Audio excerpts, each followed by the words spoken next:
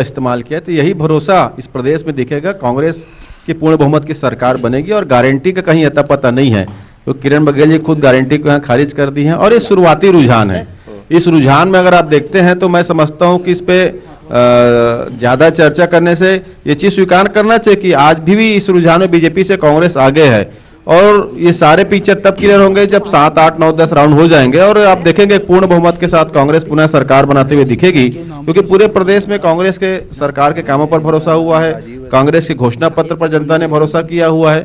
और जिस प्रकार से भारतीय जनता पार्टी एक नकारात्मक रूप से राजनीति यहाँ पे कर रही थी जो चुनाव के दौरान, मुझे लगता है जनता ने उसको खारिज कर दिया है। लेकिन ये चुनाव के परिणाम नहीं है, रुझान है और हम अपने लक्ष्य को आगे बढ़ेंगे। टक्कर में है, ये आपको लग रहा है कि बीजेपी यहाँ टक्कर दे रही है?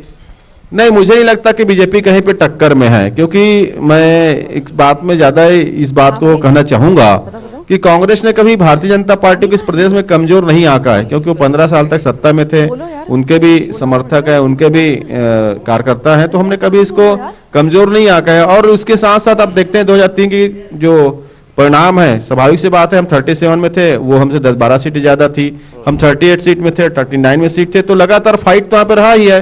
तो कभी कांग्रेस ने इसको एक्साइट नहीं माना है। और 2018 के भी परिणाम अगर देखते हैं तो जीतों का अंतर कहीं 50,000, कहीं 28,000, तो कहीं 5,000 भी है। तो कांग्रेस के भी वोटर्स हैं, बीजेपी के भी वोटर्स हैं, उनके भी मानने वाले हैं। मुझे लगता है ये परिणाम हमें इंतजार करना चाहिए, ये दूसरे राउंड का परिणाम है। और इसके बाद जो आगे जो परिणाम जो आएंगे, आप देखेंगे भारतीय जनता पार्टी यहाँ पे कहीं मुझे नजर नहीं आएगी अगर ये 20-22 सीट में दिखे, ऐसा पूरा उम्मीद है भाजपा।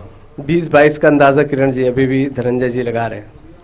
देखिए, आप धनंजय जी के बातों से अंदाजा लगा सकते हैं किस तरह वो हताश नजर आ रहे हैं। अभिषेक जी, आप देख सकते हैं कि वो बार बार रुझान और आगे के परिणाम की बात करें, आगे की राउंड की बात कर रहे हैं, जबकि मैं पूर्ण विश्वास के साथ कहती हूँ आगे आने वाले राउंड में भी हम आगे ही रहेंगे और पूर्ण बहुमत के साथ सरकार बना रहे हैं।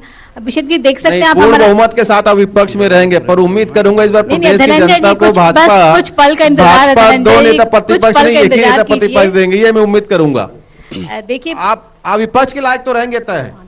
अब पिछली बार आप लोग पिछले 5 साल हमको तंज कसा करते थे कि 15 सीट पे सिमट के रह गई भाजपा, 15 सीट पे सिमट के रह गई। आप देखिए व्हाट आ कम बैक, हमने पूरे अभी टीवी के रिजल्ट के हिसाब से तो 43 सीट पे हम आगे चल रहे हैं। धनंजय जी, 43 के बाद मुझे लगता है कुछ पलों का इंतजार हम आपसे आगे बढ़ने वाले हैं और मैं तो कहती हूँ पूर्ण बहुमत के साथ संभव नहीं है, सत्ता पे वापस आने वाली भाजपा। क्योंकि छत्तीसगढ़ की जनता बहुत समझदार है, उनका विकास कौन कर सकता है।